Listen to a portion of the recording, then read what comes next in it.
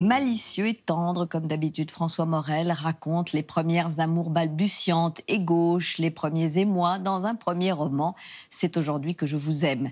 L'humoriste, chroniqueur sur France Inter, sera aussi demain soir à Bordeaux et à l'Olympia le 4 mai, avec un spectacle musical intitulé tout simplement La vie. François Morel en toutes lettres par Alexandra Rouault.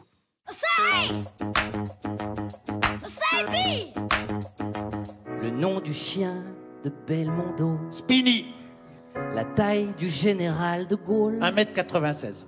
Enfin, à l'âge adulte, parce qu'à un moment donné, il a fait 1m47 comme tout le monde.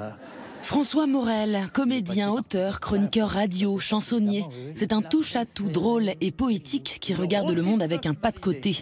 Il vient de faire un tour de France avec son nouveau spectacle et sort en ce moment un livre CD. Les sous-préfectures de l'Ariège. Saint-Giron, Pamiers. J'ai eu envie de faire des petites pièces de théâtre, les unes derrière les autres, avec dans ma tête des souvenirs d'images de music-hall. J'avais envie que ça soit du music-hall, j'avais envie de me souvenir de Serge Reggiani débarquant dans son rond de lumière. J'avais envie aussi parce que c'est seulement ce que je sais faire, c'est raconter des histoires, donc me servir de la chanson pour raconter des histoires, pour raconter des personnages. L'immobilisme est en marche et rien ne peut l'arrêter.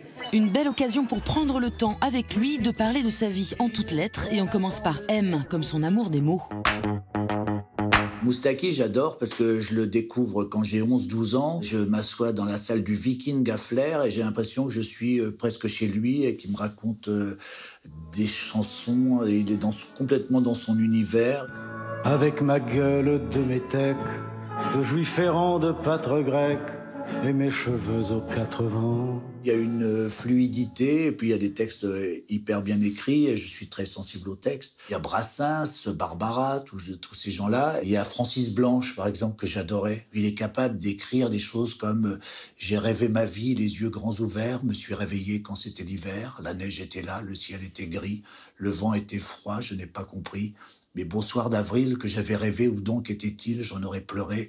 Faites-moi plaisir, continuez sans moi, laissez-moi dormir, j'étais fait pour ça. C'est beau, c'est désespéré, et ce même homme-là est capable de nous faire rire à gorge déployée. Le fait de faire des chroniques à la radio, en plus dans l'espace du 7-9 qui est vraiment consacré à l'actualité, ça m'oblige à vraiment m'intéresser à l'actualité. À partir du moment où j'ai trouvé l'angle, il n'y a plus que le plaisir de l'écriture et ça, j'aime bien. De temps en temps, je prends un personnage, de temps en temps, c'est plus moi. De temps en temps, je suis, je sais pas, bouleversé par une actualité. J'ai envie d'en parler le plus simplement et le plus proche de moi possible. Je suis contre la mort de Jean Rochefort. Je l'affirme, je l'atteste, je le certifie, je le déclare, je le soutiens. Jean Rochefort et la mort n'ont rien à faire ensemble.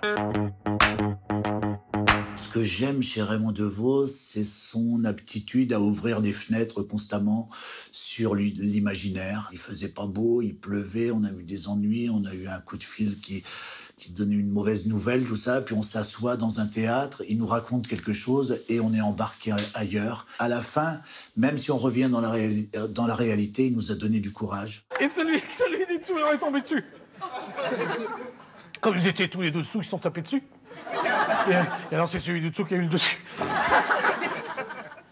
Il était très drôle en parlant de choses pas drôles du tout. Et moi, c'est ça que j'aime bien aussi. Ce que j'aime, c'est les montagnes russes. C'est-à-dire pouvoir faire une chanson franchement drôle et puis juste après, une complètement pathétique et prendre les gens par la main et les transporter dans tous les, enfin, je sais pas quoi, dans tous les paysages de la vie. J'aime bien faire rire, moi. J'adore ça. Mais c'est un rire, je crois, sans cynisme.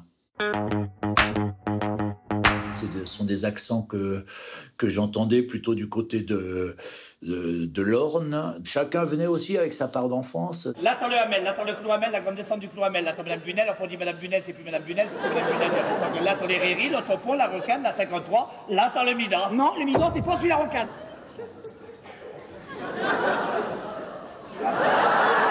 Je pense que si on les avait détestés, si on les avait regardés avec cynisme, pour dire regardez comme ils sont nuls, mais en même temps ils étaient extrêmement humains. Enfin voilà, donc c'est des choses qui se jouaient aussi, qui étaient pathétiques, mais c'est vachement humain et extrêmement touchant, quoi, tout ça.